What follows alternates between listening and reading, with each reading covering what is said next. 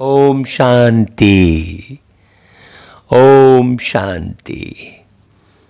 अमृत बेले उठाकर बाबा बहुत सत्यता की ओर ले चलते हैं, दिव्य बनाते हैं, मधुरता सिखाते हैं, व्यक्तित्व का विकास कराते हैं, बहुत बहुत शुद्ध मोहब्बत सिखाते हैं। जो अमृत बेले उठता है उसे ही ये लाभ मिलता है। मेरे मीठे भाइयों और बहनों,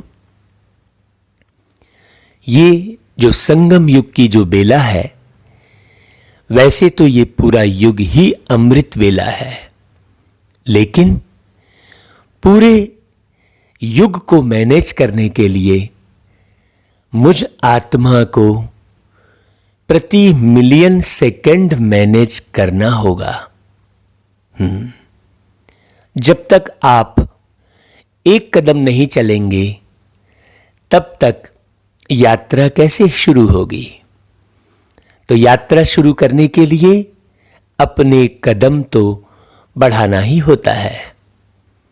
हां, आपकी स्पीड, आपकी क्वालिटी, आपके विचार, ये सब देखते हुए आपको साधन जरूर मिल जाते हैं, और उन साधनों की व्यवस्था भी प्यारे पिता परमात्मा किसी न किसी आत्मा को टच करके करवाते हैं।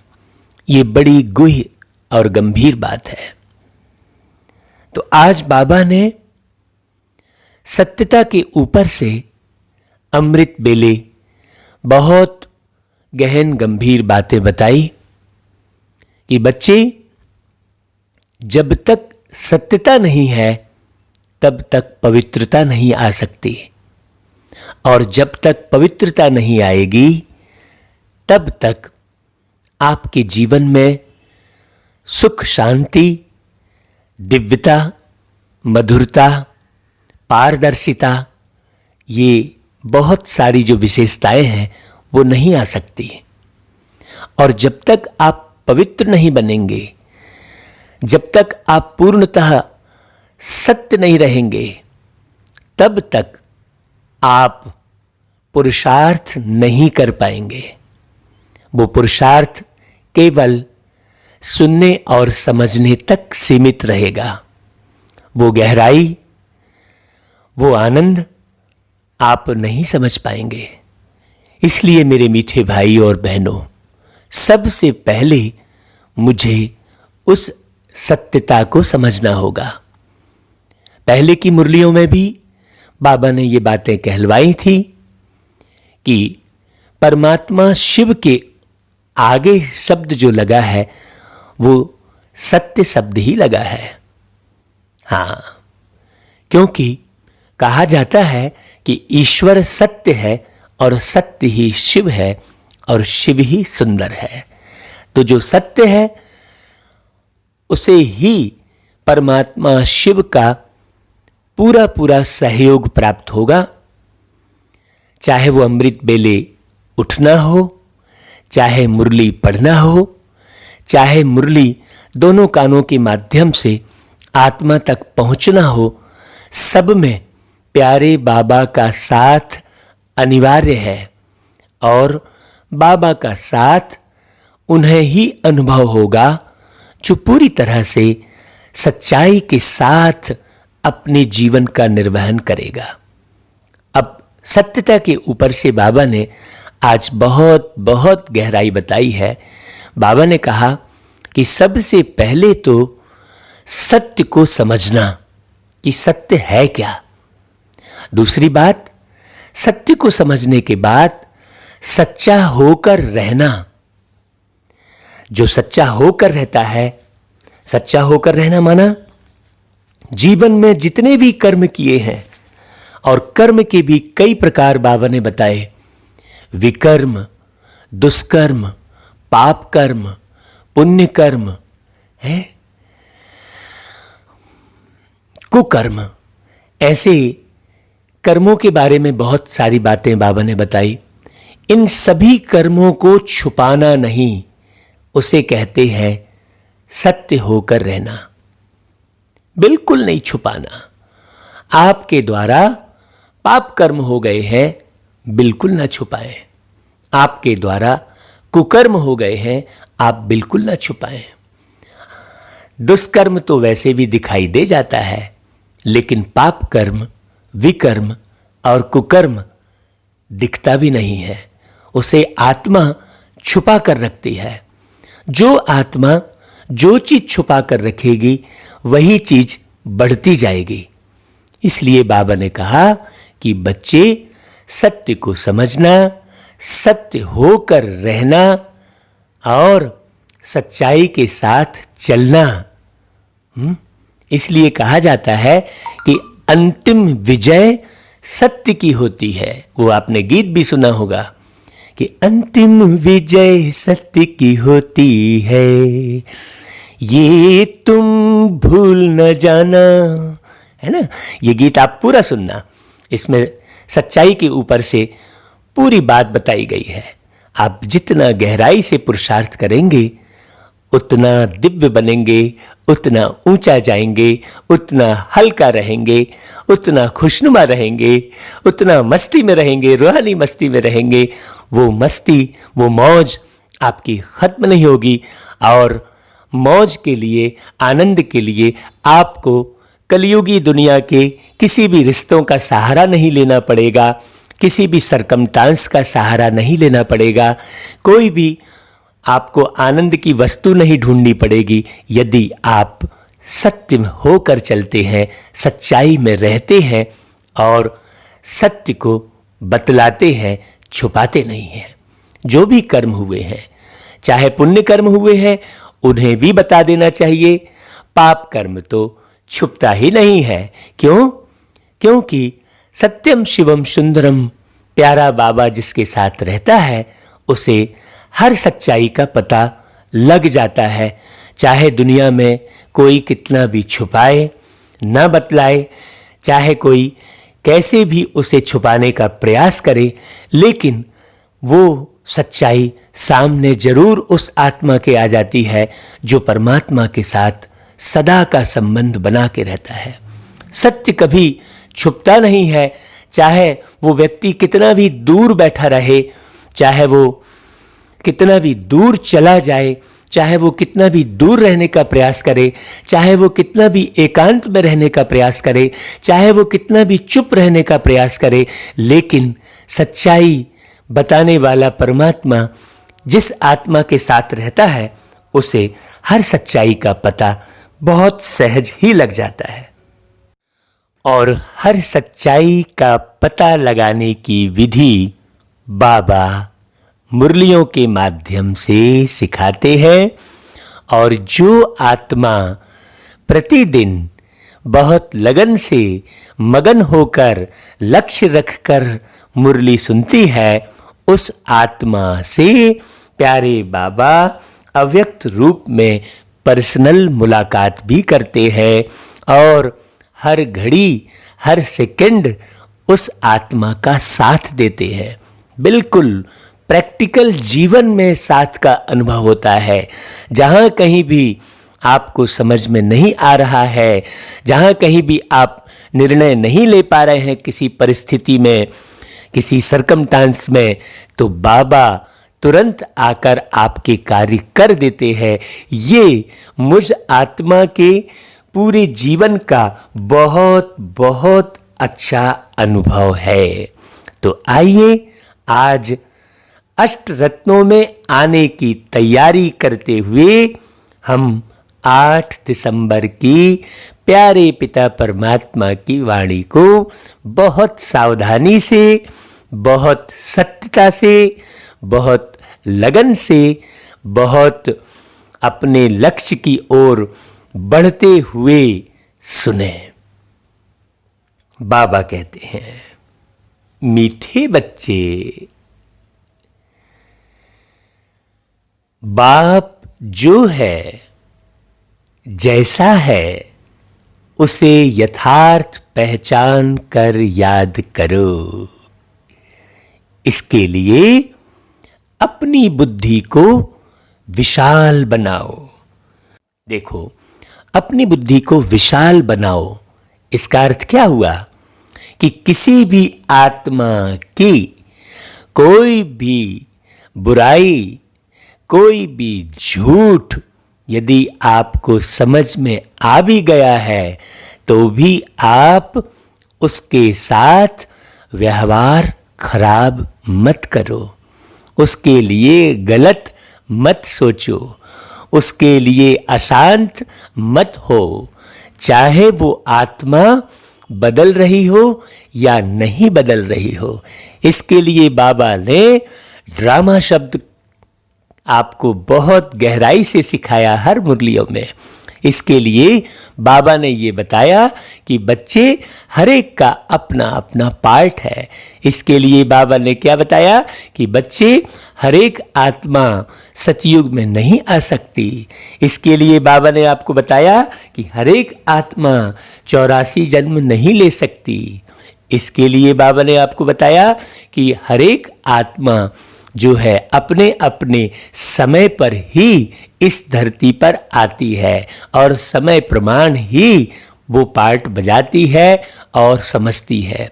हर एक आत्मा पूरी तरह सच्चाई से चल भी नहीं सकती, और जो आत्मा पूरी तरह सच्चाई से नहीं चल सकती उसे वास्तव में सच्चाई का बल देना है, उसे अपनी रूहानी प्रेम का बल देकर चलाना है। बाकी तो उसके अपने पुरुषार्थ के आधार पर ही, उसके अपने ड्रामे में पार्ट के आधार पर ही वो आगे बढ़ सकती है। इसीलिए कोई आत्मा पीछे हो रही हो, आपके साथ गलत व्यवहार कर रही हो, आपको धोखा दे रही हो, उन सब के लिए भी शुभ भावना, शुभ कामना आपके अंदर जब ही आएगी जब बाबा की एक एक बात को बहुत गहराई से सुनेंगे, समझेंगे और स्वदर्शन चक्र फिराएंगे, मतलब अपने में देखेंगे कि कितनी बातों को मैंने धारण किया है। इसे कहेंगे विशाल बुद्धि।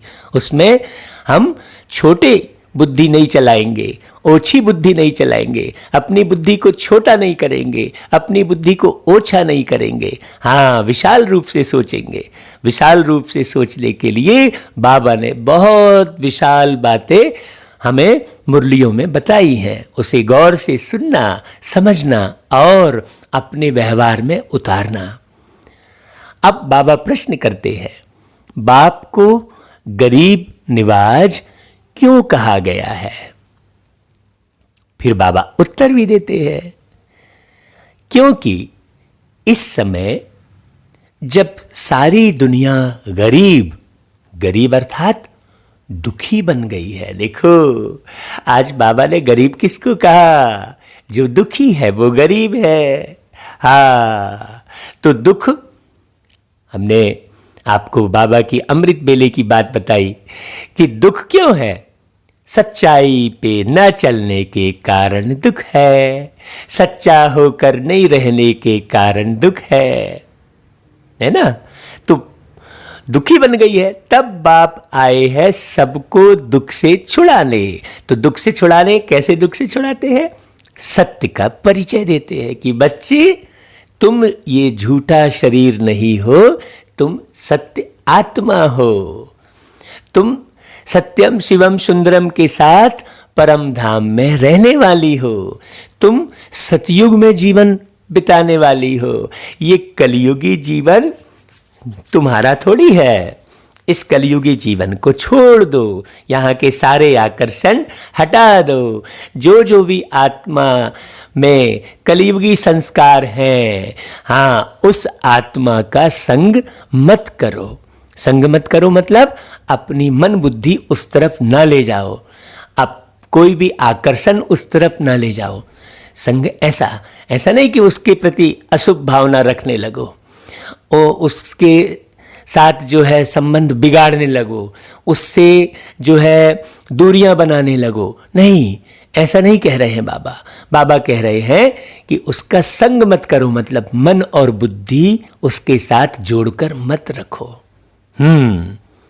बाकी बाबा ने कहा कि आपको तोड़ निभाना है। ये बड़ी गहन गंभीर बात है। आप जितनी ज्यादा मुरली सुनेंगे, जितनी बार सुनेंगे, उतनी बारी की बात आपको समझ में आएगी।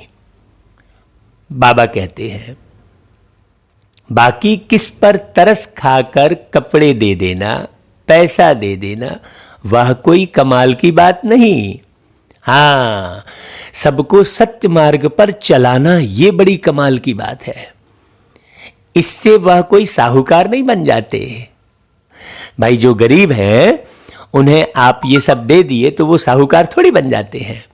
ऐसे नहीं, मैं कोई इन भीलों को पैसा देकर गरीब निवाज कहलाऊंगा। देखिए बाबा ने कितनी गहरी बात बताई। हाँ, गरीब निवाज का मतलब स्थूल धन से संपन्न बना देना, ऐसा थोड़ी है। मैं तो गरीब अर्थात पतितों को, जिनमें ज्ञान नहीं है, उन्हें ज्ञान देकर पावन बनाता हूं। अब देखिए गरीब निवाज का अर्थ क्या बढ़िया गहरा बताया बाबा ने। अच्छा, फिर गीत बजा, यही बहार है दुनिया को भूल जाने की। हाँ, देखो गीत में भी कितना गहरा इशारा है। अब जो बाबा ने गीत सुनाया आपको, उसे बहुत गहराई से समझना है, क्योंकि वो गीत तो दुनिया वालों ने बनाया है और उनके अपने अर्थ हैं, अलग हैं, लेकिन बाबा ने उन गीतों को लेकर हमें बहुत गहन अर्थ बताए। ओम शांति। मीठे मीठे बच्चों ने गीत सुना। भाई सब लोग ये गीत जरूर सुन लेना और उसका अर्थ जो है निकालना अपनी अपनी तरह से। और अर्थ कैसे निकालेंगे? जब आप मुरली पढ़ेंगे और बार बार मुरली सुनेंगे, अर्थ वाली मुरली सुनेंगे, तो बहुत अच्छे से आप अर्थ निकाल सकते हैं। बाबा कहते हैं, बच्चे जानते हैं गीत तो दुनियावी मनुष्यों ने गाया है, अक्षर बड़े अच्छे हैं, इस पुरानी दुनिया को भुलाना है। हाँ, यही बहार है। यही बहार मतलब बाबा से मिलन की यही बहार है, यही वो समय है, संगम युग का ये समय है। आगे ऐसे नहीं समझते थे। कलयुगी मनुष्यों को भी समझ में नहीं आता है कि नई दुनिया में जाना होगा तो जरूर पुरानी दुनिया को भूलना होगा, है ना भाई। बल इतना समझते हैं पुरानी दुनिया को छोड़ना है, परंतु वह समझते हैं अजुन बहुत समय पड़ा है, नई सो पुरानी होगी, यह तो समझते हैं, परंतु लंबा टाइम डालने से भूल गए हैं। तुमको अब प्यारे बाबा स्मृति दिलाते हैं कि अभी नई दुनिया स्थापन होती है, इसलिए पुरानी दुनिया को भूलना है। भाई भूल जाने से क्या होगा? हम यह शरीर छोड़ नई दुनिया में जाएंगे। भूलने से यह फायदा है। हम यह शरीर छोड़ मतलब हम यह शरीर छोड़ कहने का मतलब है अपने इस शरीर का भी भान नहीं रहेगा, और जब इस शरीर का भान नहीं रहेगा तो इससे प्राप्त कोई भी कष्ट आत्मा को महसूस ही नहीं होगा भाई। हाँ, बाबा कहते हैं अज्ञान काल में ऐसी ऐसी बातों के अर्थ पर किसका भी ध्यान जाता ही नहीं है। अब सोचो ना भाई, कितने अच्छे अच्छे गीत बने। अब एक गीत बना था, नफरत की लाठी तोड़ो, लालच का खंजर फेंको, जिद के पीछे मत दौड़ो, तुम प्रेम के पंछी हो देश प्रेमियों, आपस में प्रेम करो देश प्रेमियों। अब सोचिए इस गीत में स्पष्ट है हर चीज, लेकिन लोगों ने सुना क्या, अच्छे से समझा क्या, धारण किया क्या? भाई नफरत की लाठी तोड़ो। अब आप देखो, इस गीत को सुनने के बाद भी, चारों तरफ प्रसिद्ध होने के बाद भी, क्या नफरत की लाठी लोगों ने तोड़ी? क्या लालच का खंजर फेंका? नहीं, बल्कि और ही बढ़ता चला गया। तो सोचिए, जब सीधे सीधे समझने वाले गीतों को लोग नहीं समझ पाए, तो अर्थ निकालने वाले गीतों को समझना तो आसान नहीं है ना। इसलिए बाबा की जो मुरली है, इसे अनेक बार जब तक नहीं सुनेंगे, तब तक 63 जन्म के भरे हुए संस्कार, जो कुवृत्ति के संस्कार हैं, वो मिटेंगे कैसे? इसलिए बाबा कहता है कि बच्चे, बहुत अच्छे से समझना है। कलयुगी मनुष्यों को समझ में नहीं आता कि नई दुनिया में जाना होगा। बाबा कहते हैं, जिस प्रकार बाप समझाते हैं, ऐसे कोई भी समझाने वाला नहीं है। हाँ, तुम इनके अर्थ को समझ सकते हो। यह भी बच्चे जानते हैं, बाप है बहुत साधारण, अनन्य। अच्छे अच्छे बच्चे भी पूरा समझते नहीं है। देखो बाबा क्या बोल रहे हैं, कितनी गहरी बात बता रहे हैं कि अनन्य अच्छे अच्छे बच्चे भी पूरा नहीं समझते हैं। तो जो झूठ के रास्ते पर चल रहा होगा, जो अपने विकर्मों को, अपने दुष्कर्मों को, अपने पाप कर्मों को, अपने कुकर्मों को जो छुपा रहा होगा, उसको तो बिल्कुल भी समझ में नहीं आएगा।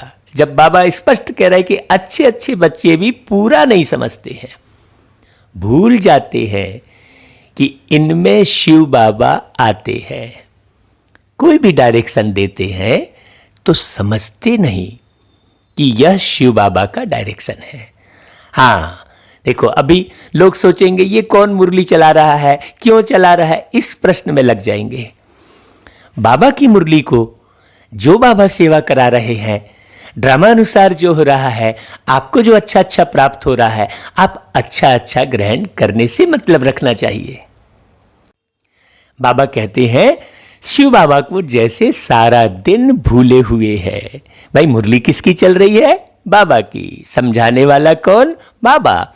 चूंकि बाबा निराकार है, तो कोई ना कोई साकार माध्यम लेते हैं, किसी के द्वारा समझाते हैं और किसी में प्रवेश करके समझाते हैं।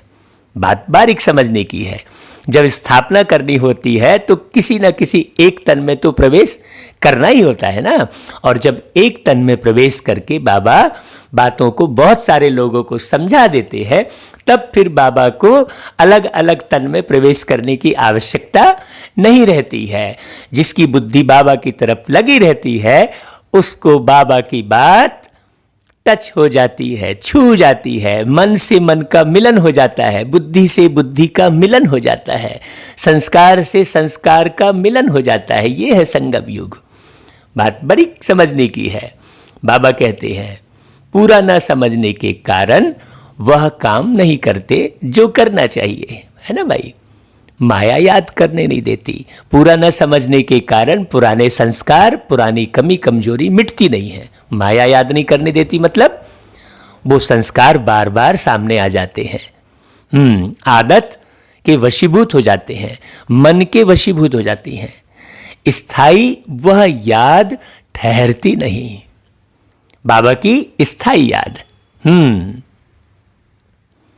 मेहनत करते करते फिर बाबा राहत दे रहे हैं। देखो, मेहनत करते करते पिछाड़ी में आखिर वह अवस्था होनी जरूर है।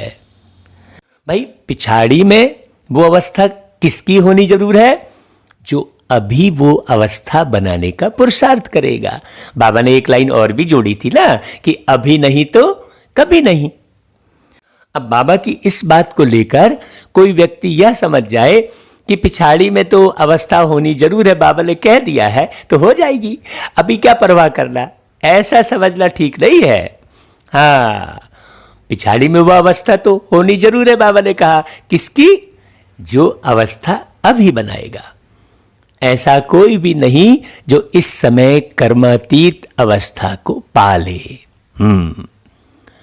बाप जो है, जैसा है, उनको जानने में बड़ी बुद्धि चाहिए।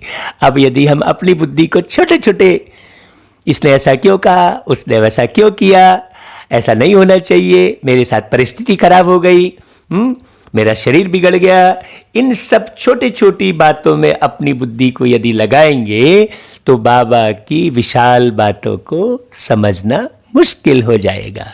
इसलिए बाबा कहता है बड़ी बुद्धि बनाओ, विशाल बुद्धि बनाओ। तुमसे पूछेंगे बाप दादा गर्म कपड़े पहनते हैं? कहेंगे दोनों को पड़े हुए हैं। शिव बाबा कहेंगे मैं थोड़े ही गर्म कपड़े पहनूंगा, मुझे ठंडी नहीं लगती। हाँ, जिसमें प्रवेश किया है उनको ठंडी लगेगी। मुझे तो ना भूख ना प्यास, कुछ नहीं लगता, मैं तो निर्लेप हूं। सर्विस करते हुए भी इन सब बातों से न्यारा हूं। मैं खाता पीता नहीं हूं। ये बाबा ने कहा। सोचो, ऐसा कोई बोल सकता है क्या भाई? है? बाबा ने एक साधु का उदाहरण भी दिया। जैसे एक साधु भी कहता था ना, मैं ना खाता हूं ना पीता हूं, उन्होंने फिर आर्टिफिशियल वेश धारण कर लिया है, वो हठ योग कहलाएगा। बाबा तो अशरीरी है, बाबा कोई हठ योगी थोड़ी है, उनका अपना शरीर तो है नहीं, तो शरीर का भान नहीं है, इसीलिए ना उन्हें खाने की जरूरत, ना कोई पानी पीने की जरूरत है ना भाई। बात बड़ी समझने की है। देवताओं के नाम भी तो बहुतों ने रखे हैं। हाँ, और कोई धर्म में देवी देवता बनते नहीं। यहां कितने मंदिर हैं। देखो, बाबा ने एक लाइन बहुत गहरी कह दी। बाहर में तो एक शिव बाबा को ही मानते हैं। बुद्धि भी कहती है फादर तो एक होता है, फादर से ही वर्षा मिलता है। तुम बच्चों की बुद्धि में है कल्प के इस पुरुषोत्तम संगम युग पर ही बाबा से वर्षा मिलता है। जब हम सुख धाम में जाते हैं तो बाकी सब शांति धाम में रहते हैं। ये गहराई केवल एक बाप ही बता सकते हैं ना भाई। भाई, सर्व आत्माओं का पिता एक परमात्मा होगा ना भाई। एक परिवार में एक बाप के जितने बच्चे हैं तो सब उन्हीं का नाम लेंगे। मान लो एक बाप के 10 बच्चे हैं तो 10 बच्चे अपने अपने बाप का नाम अलग अलग बताएंगे कि एक ही नाम बताएंगे? एक ही नाम बताएंगे ना। तो सब एक गॉड को फादर बोल रहे हैं।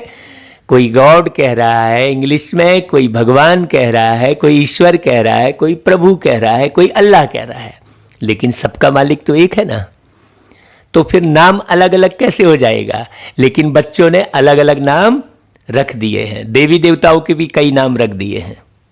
बच्चे अर्थात आत्मा, आत्माओं ने नाम रखे हैं ना भाई, शरीर नहीं। बार बार ये समझना है। बाबा कहते हैं तुम्हारे में भी यह समझ नंबरवार है।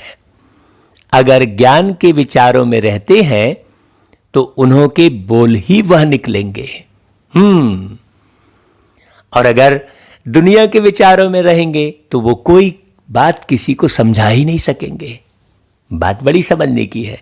अब आप इतना सुन रहे हैं, इतना बारीकी से बाबा समझा रहे हैं, उसके बाद भी आप किसी को नहीं बता पा रहे हैं, तो फिर क्या कारण है जो नहीं बता पा रहे हैं? जरूर आपकी बुद्धि ज्ञान योग में नहीं है, तब आप नहीं बता पा रहे हैं, किसी को नहीं समझा पा रहे हैं, है ना भाई। ये गौर करना। नहीं तो प्रत्येक बच्चा हर एक को समझा सकता है। जब ऐसी स्थिति होगी तब दुनिया में प्रॉपर वे में सत्य रूप में ज्ञान पहुंचेगा प्रत्येक मनुष्य आत्मा के अंदर। हाँ, अभी तो बहुत सारे बाबा के बच्चे केवल मुरली को सुन लेते हैं। तो जिनके अंदर ज्ञान के विचार रहेंगे वही समझा सकेंगे, बाबा ने कहा। बाबा कहते हैं, बच्चे तुम रूप बसंत बन रहे हो ना। किनके द्वारा? बाबा के द्वारा। तुम रूप भी हो और बसंत भी हो।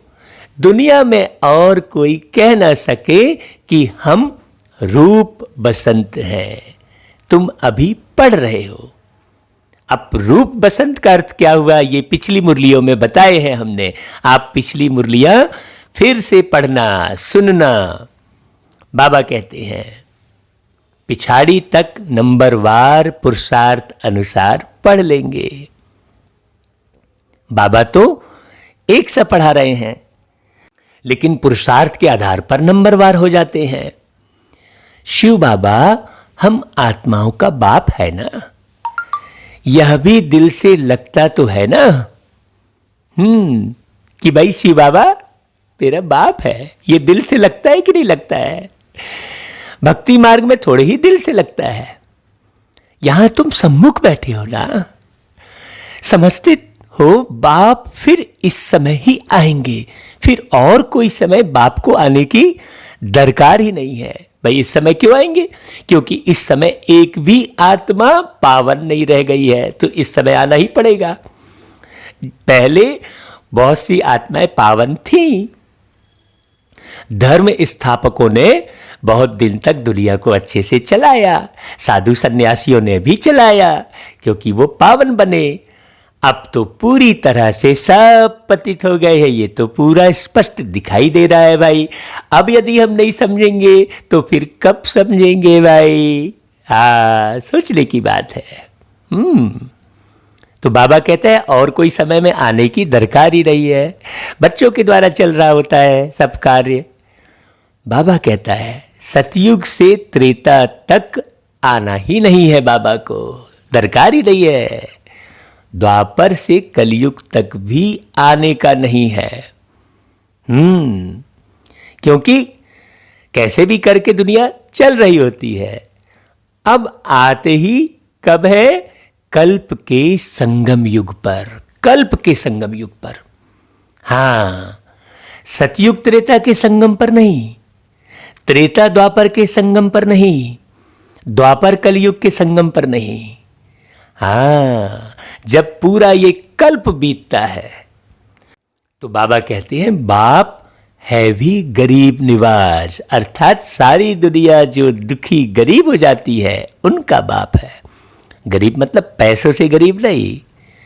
बाबा कहते हैं इनकी दिल में क्या होगा? किनकी? ब्रह्मा बाबा के दिल में। हम गरीब निवाज हैं, सबका दुख अथवा गरीबी मिट जाए। भाई दुख मिट जाए तो दुख केवल धन से बस थोड़ी है।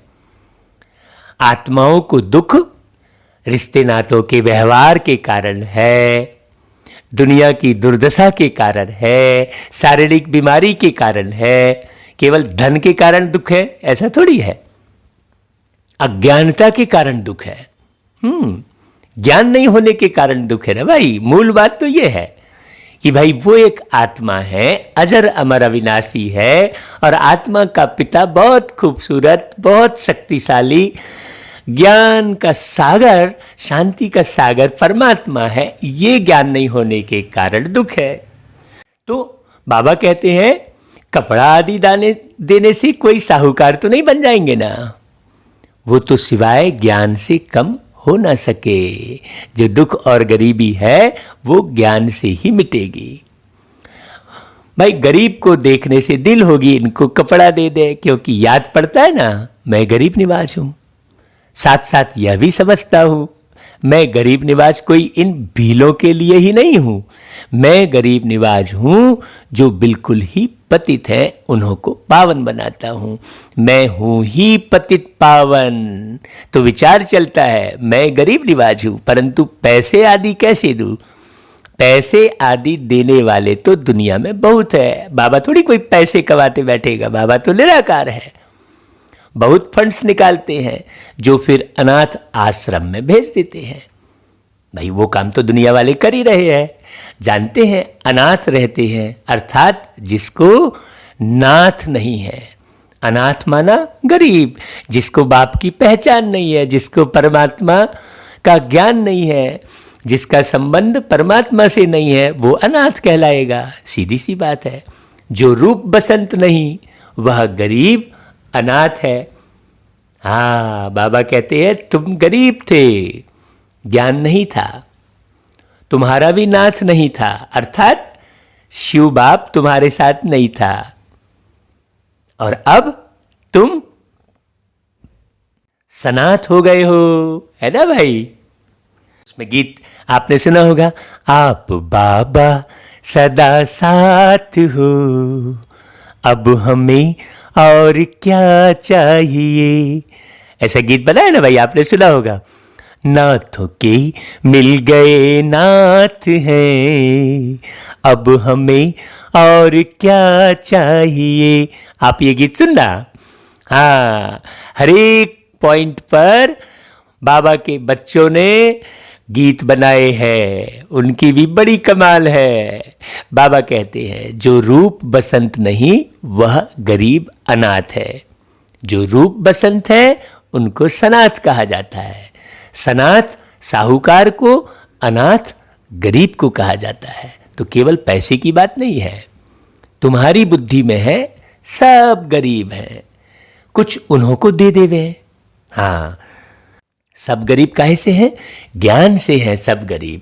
भाई वो स्थूल धन से संपन्न है लेकिन ज्ञान से तो गरीब है, और ज्ञान से गरीब होने के कारण उसे क्रोध आ जा रहा है, उसे अभिमान आ जा रहा है ना भाई। हाँ, बात बहुत समझने की है। खूब धनवान है लेकिन क्या सिंपल है? क्या वो साधारण रह रहा है? क्या वो मीठा बोल रहा है? क्या उसे अभिमान नहीं है? तो यही तो गरीबी है। हाँ, बाबा कहते हैं कि तुम्हारी बुद्धि में सब गरीब है, कुछ उन्हों को दे देवे, मतलब कुछ थोड़ा बहुत तो ज्ञान दे देवे। बाप गरीब निवाज है तो कहेंगे ऐसी चीज देवे जिससे सदा के लिए साहूकार बन जाए। ऐसी चीज देवे मतलब ऐसा ज्ञान देवे बाबा, ऐसी पवित्रता सिखाए, है ना भाई। बाकी यह कपड़ा आदि देना तो कॉमन बात है, उनमें हम क्यों पड़े?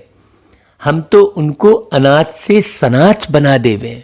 भल कितना भी कोई पदमपति है परंतु वह भी सब अल्पकाल के लिए है। यह है ही अनाथों की दुनिया। हाँ, बहुत गहरी समझने की बात है। भल पैसे वाले हैं वह भी अल्पकाल के लिए, वहां है सदैव सनाथ, वहां ऐसे कर्म नहीं कूटते। यहां कितने गरीब हैं, जिनको धन है उन्हों को तो अपना नशा चढ़ा रहता है, कहते हम स्वर्ग में हैं परंतु है नहीं भाई। शरीर तो रोगी हो ही रहा है ना, चाहे कितने भी पैसे वाले हैं। यह तुम जानते हो। इस समय कोई भी मनुष्य सनाथ नहीं है, सब अनाथ हैं। या पैसे आदि तो सब मिट्टी में मिल जाने वाले हैं भाई। हाँ, क्योंकि दुनिया पूरी कुसंस्कारित हो गई है, और कुसंस्कार होने के कारण सब पैसे मिट्टी में मिलना ही है। मनुष्य समझते हैं हमारे पास इतना धन है जो पुत्र पोत्रे खाते रहेंगे, परंपरा चलता रहेगा, परंतु ऐसे चलना रही है क्योंकि दुनिया भी तो सतो प्रधान होनी चाहिए ना। मतलब सारे लोग सच्चाई पर चलने वाले होने चाहिए ना, तब तो बचेगा वो धन। हाँ, या तो सब विनाश हो जाएगा। इसलिए तुमको इस सारी पुरानी दुनिया से वैराग्य है।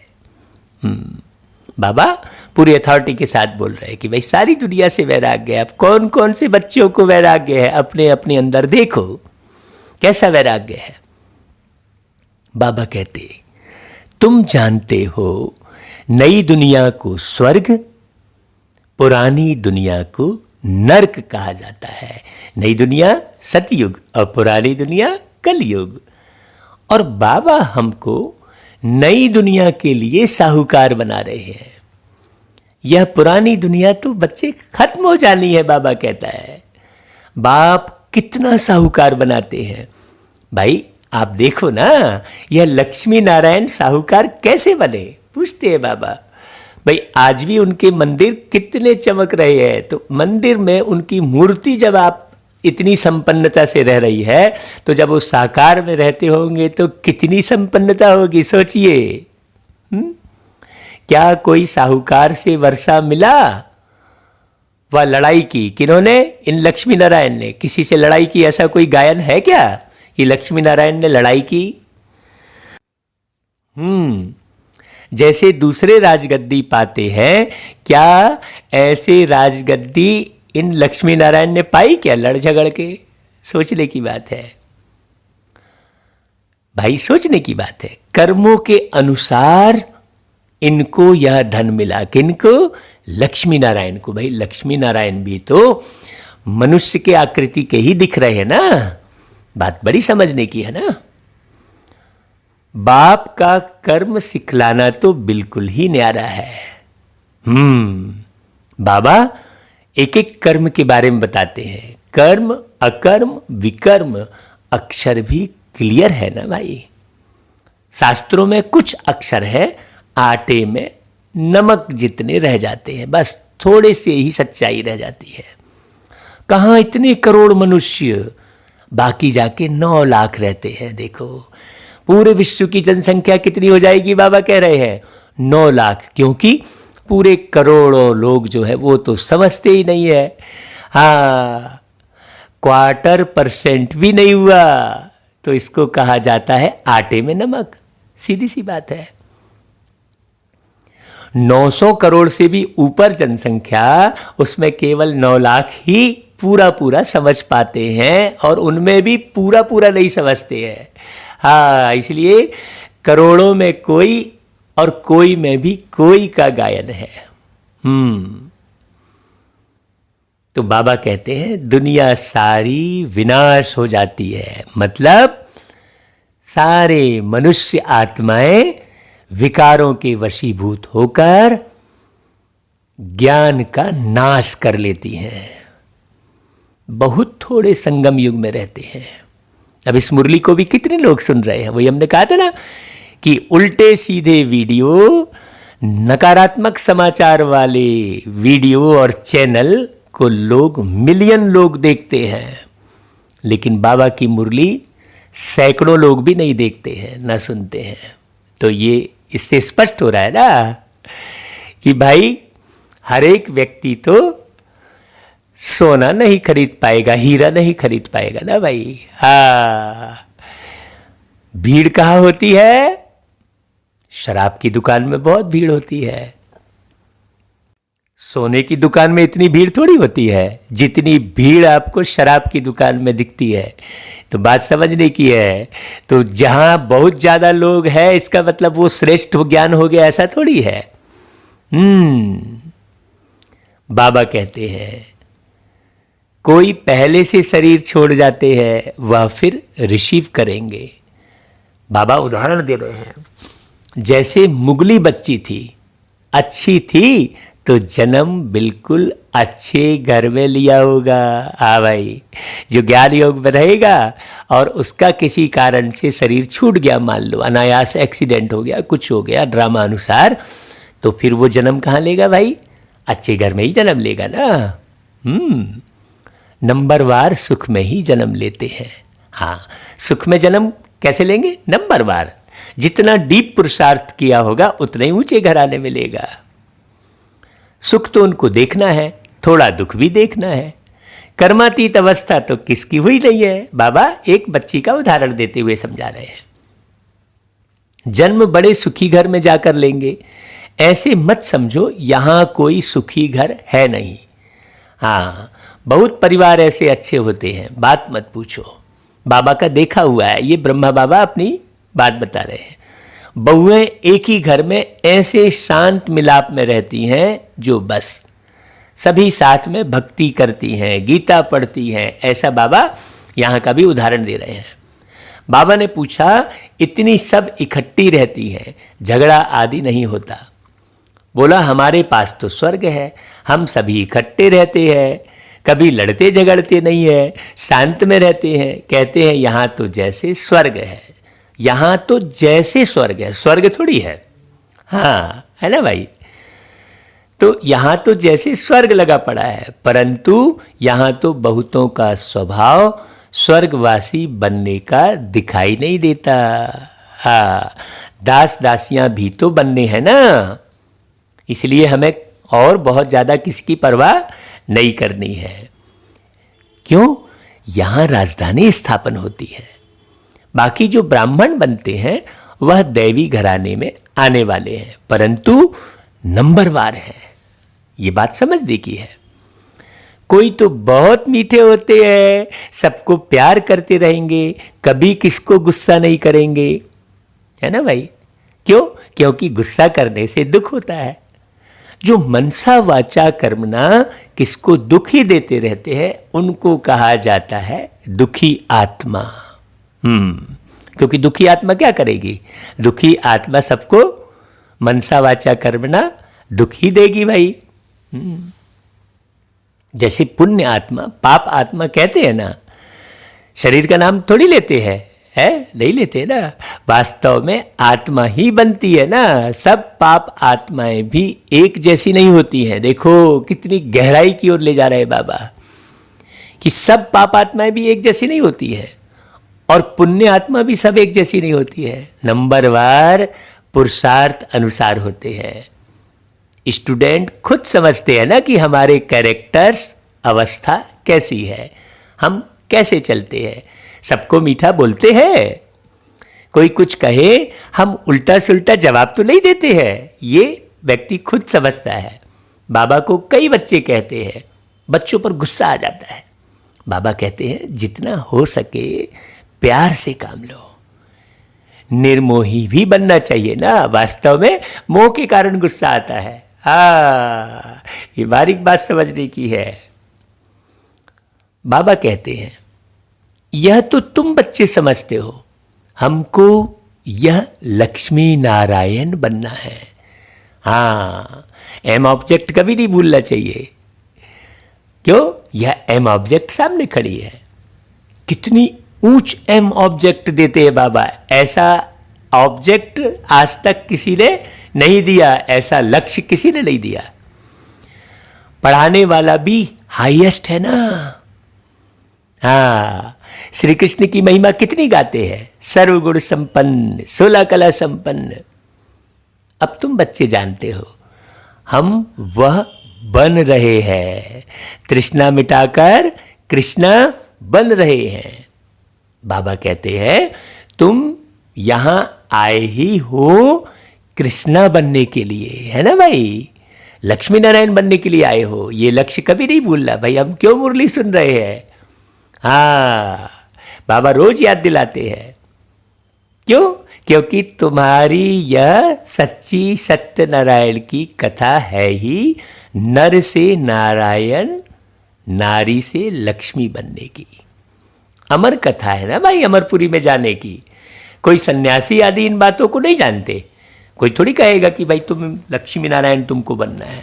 वो तो लक्ष्मी नारायण की पूजा कराएंगे। तुम्हें लक्ष्मी नारायण बनना है ये थोड़ी कहेंगे भाई, है। इसलिए बाबा कहते हैं कि कोई सन्यासी आदि इन बातों को नहीं जानते। कोई भी मनुष्य मात्र को ज्ञान का सागर व पतित पावन नहीं कहेंगे, बिल्कुल नहीं कहेंगे। जबकि सारी सृष्टि ही पतित है, तो हम पतित पावन किसको कहें? यहां कोई पुण्य आत्मा हो न सके। बाप समझाते हैं यह दुनिया ही पतित है। श्री कृष्ण है अव्वल नंबर। उनको भी भगवान ईश्वर प्रभु नहीं कह सकते। जन्म मरण रहित एक ही निराकार बाप है, उन्हें ही भगवान कहेंगे। जिनके ऊपर कोई माँ बाप नहीं दिखाए हैं। हाँ, शिव पिता परमात्मा के कोई माँ बाप नहीं है। गाया भी जाता है ना कि शिव परमात्माय नमः, ऐसा कहते हैं ना। ब्रह्मा विष्णु शंकर को देवता कह, फिर शिव को परमात्मा कहते हैं। तो शिव सबसे ऊपर हुआ ना, वही सबका बाप है भाई। वर्षा भी बाप से मिलना है। अब सर्वव्यापी कहने से वर्षा तो नहीं मिलेगा ना। फिर ये नहीं समझ में आएगा कि वो एक तन में आकर हमें ऐसा ज्ञान सुनाते हैं, अगर हम सर्वव्यापी कह देंगे साकार में आकर मिलते हैं, निराकार साकार में एक तन में आकर मिलते हैं, पूरे कल्प में एक ही बार मिलते हैं। ये जब तक समझ में नहीं आएगा तब तक परमात्मा से संबंध कैसे बनेगा? तो सर्वव्यापी कहने से तो वर्षा नहीं मिलेगा। बाप स्वर्ग की स्थापना करने वाला है तो जरूर स्वर्ग का ही वर्षा देंगे ना। इसलिए बाबा कहते हैं भाई यह लक्ष्मी नारायण है नंबर 1। और इन्होंने पद कैसे पाया? खूब गहराई से पढ़ाई पढ़ी, रात रात जाग कर इसी संगम युग पर इन आत्माओं ने पढ़ाई पढ़ी। किन आत्माओं ने? जो अभी लक्ष्मी नारायण देख रहे हैं आप तस्वीर में। वो कब पढ़े? अभी अभी, यही वो समय है। तो आप अच्छे से पढ़कर लक्ष्मी नारायण का पद पाना भाई। हाँ, भारत का प्राचीन योग क्यों नहीं मशहूर होगा भाई? क्योंकि इसी योग के बल पर नर नारायण बन जाता है और नारी लक्ष्मी बन जाती है। बहुत गहरी समझने की बात है। जिसमें मनुष्य विश्व का मालिक बनते हैं उसको कहते हैं सहज योग। सहज ज्ञान है भी बहुत सहज, सिंपल सी बात है। एक ही जन्म के पुरुषार्थ से कितनी प्राप्ति हो जाती है। भक्ति मार्ग में तो जन्म बाई जन्म ठोकरे खाते आए, मिलता तो कुछ भी नहीं। यह तो एक ही जन्म में मिलता है, इसलिए सहज कहा जाता है ना भाई। सेकंड में जीवन मुक्ति कहा भी जाता है। आजकल तो देखो कैसे कैसे इन्वेंशन निकालते रहते हैं। साइंस का भी वंडर है, साइलेंस का भी वंडर देखो कैसा है। वह सब कितना देखने में आता है भाई। जो साइंस का वंडर है वास्तव में वो साइलेंस का ही वंडर है ना। एकदम शांति में एकांत में जाकर ही आविष्कार करते हैं ना भाई। हाँ, बाबा कहते हैं यहाँ कुछ नहीं है, तुम शांति में बैठे हो, नौकरी आदि भी करते हो, हथ काढ़े दिल यार ले, और आत्मा की दिल यार तरफ। आशिक मासुक भी गाए हुए हैं ना। तो ऐसा प्यार होना चाहिए प्यारे बाबा से। बाबा कहते हैं वह एक दो की शक्ल पर आशिक होते हैं, विकार की बात नहीं रहती है। कहाँ भी बैठे याद आ जाएंगे। हाँ, रोटी खाते रहेंगे, बस सामने उनको देखते रहेंगे। अंत में तुम्हारी यह अवस्था हो जाएगी जब निराकार प्यारा बाबा, अति सूक्ष्म बिंदु रूप बाबा याद आता रहेगा। कितना मीठा बाबा, कितना प्यार से पढ़ाते हैं। बस बाप को ही याद करते रहेंगे, वो समय आ ही जाएगा। अच्छा भाई, बाबा फिर बहुत बहुत सबको याद प्यार दे रहे हैं। सिकिलदे बच्चों को याद प्यार दे रहे बाबा, मीठे मीठे बच्चों को याद प्यार दे रहे। सबको गुड मॉर्निंग कर रहे बाबा। हाँ, सबको नमस्ते कर रहे। कौन सबको? रूहानी बच्चों को। तो हे रूहानी बच्चों बाबा के, सब बाबा को याद प्यार और नमस्ते कहो और सारा दिन बाबा को याद करते रहो भाई। अच्छा भाई, फिर धारणा के लिए मुख्य सार, मतलब जो जो बातें मुख्य रूप से धारण करनी है। देखो बाबा विस्तार से मुरली सुनाने के बाद फिर सार में भी समझा देते हैं ताकि बहुत सरल हो जाए। अगर हम रोज के मुरली के सार को ही धारण कर लेंगे तो बहुत सुंदर संसार बना ही लेंगे, क्योंकि संसार शब्द में भी सार शब्द लगा ही हुआ है भाई, है ना। तो संसार शब्द ही पूरा सिखा रहा है। सा यानी स्वयं को जानना, और उसके ऊपर बिंदी लगी है, मतलब स्वयं को बिंदी जानना और परमात्मा बिंदी को भी जानना, यही सार है। तो बाबा कहते हैं पहला, रूप बसंत बन मुख से सदा सुखदाई बोल बोलने हैं। दुखदाई नहीं बनना है। और सदा सुखदाई बोल कैसे निकलेंगे भाई? जब ज्ञान को बहुत अच्छी रीति सुनेंगे, कई बार सुनेंगे। बाबा कहते हैं ज्ञान के विचारों में रहना है। देखो ज्ञान के विचारों में कब रहेंगे भाई? जब आप इस ज्ञान मुरली को बार बार सुनेंगे। तब क्या होगा?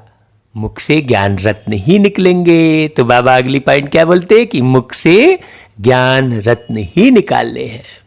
दूसरी पॉइंट, निर्मोही बनना है, हरेक से प्यार से काम लेना है, गुस्सा नहीं करना है, अनाथ को सनाथ बनाने की सेवा करनी है। भाई अनाथ किसको कहते हैं? जिसका नाथ नहीं है। तो सबको उस नाथ का परिचय अपने व्यवहार से देना है, अपने बोल से देना है। केवल ज्ञान सुनाकर परिचय दे दिए ऐसा नहीं है। फिर वरदान, अपवित्रता के नाम निशान को भी समाप्त कर हिज होलीनेस का टाइटल प्राप्त करने वाले होली हंस भव। जैसे हंस कभी भी कंकड़ नहीं चुकते, रत्न धारण करते हैं, ऐसे होली हंस किसी के अवगुण अर्थात कंकड़ को धारण नहीं करते। वे व्यर्थ और समर्थ को अलग कर व्यर्थ को छोड़ देते और समर्थ को अपना लेते हैं। हाँ, व्यर्थ की समझ होगी तब व्यर्थ को छोड़ेंगे। ऐसे होली हंस ही पवित्र शुद्ध आत्माएं हैं। उनका आहार व्यवहार सब शुद्ध होता है। जब अशुद्धि अर्थात अपवित्रता का नाम निशान भी समाप्त हो जाए, तब भविष्य में हिज होलीनेस का टाइटल प्राप्त हो। इसलिए कभी गलती से भी किसी के अवगुण धारण नहीं करना। अच्छा भाई, फिर स्लोगन, सर्वंस त्यागी वह है जो पुराने स्वभाव संस्कार के वंश का भी त्याग करता है। अच्छा भाई, ओम शांति।